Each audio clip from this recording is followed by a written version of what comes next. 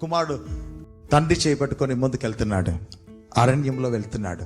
కుమారుడు తండ్రి ఇద్దరు మాట్లాడుతూ వెళ్తున్నారు. తండ్రి మాట్లాడినంత సేపు కుమారుడు ధైర్యంగా వెళ్ళాడు. ఆ కొంచెం దూరం పోగానే తండ్రి మౌనమైపోయాడు.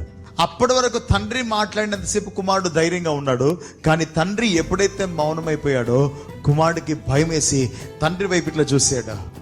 చూసినప్పుడు తండ్రి పక్కనే ఉన్నాడు, తన చెయ్యి పట్టుకునే ఉన్నాడు. కానీ మాట ఎప్పుడైతే బంద్ అయిందో కుమారుడికి భయం స్టార్ట్ అయింది.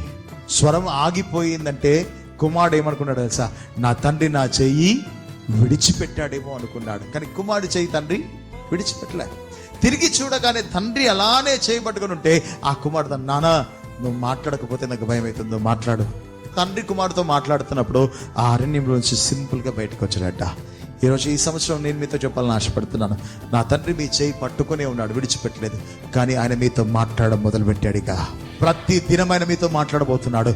ప్రతి వారం నీ సేవకునితో ఆయన మాట్లాడబోతున్నాడు. ఎవరైతే ఈ మాట నా కోసమే దేవుడు పలికిస్తున్నాడని ఈ మాటను స్వీకరించి చెప్పినట్టుగా ఎవరైతే చేయబోతున్నారో వారి స్థితిగతులను దేవుడు మార్చబోతున్నాడో, వారి పరిస్థితులను దేవుడు మార్చబోతున్నాడో, మీ జీవితంలో దేవుడు మేలుకరమైన కార్యాలు చేయబోతున్నాడు. అది ఎలా అంటే ఈ సంవత్సరం నేర్చుకోవాల్సిన సత్యం ఏంటంటే ద్విమనసు తీసివేయాలి, ఐక్యతలోకి నువ్వు రావాలి, నువ్వు వెంటనే మౌనమైపోవాలి.